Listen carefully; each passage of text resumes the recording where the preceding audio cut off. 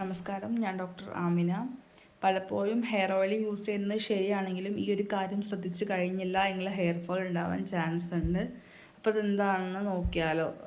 Oil apply ചെയ്തതിന് ശേഷം strong ആയിട്ടുള്ള റബ്ബിങ് നമ്മൾ ഹെയറിന് കൊടുക്കുകയാണെങ്കിൽ അത് ഹെയർ റൂട്ട്സിനൊരു സ്ട്രെസ് ആവുകയും അങ്ങനെ ഹെയർ ഫോളിലേക്ക് ലീഡ് ചെയ്യാനും ചാൻസ് ഉണ്ട്.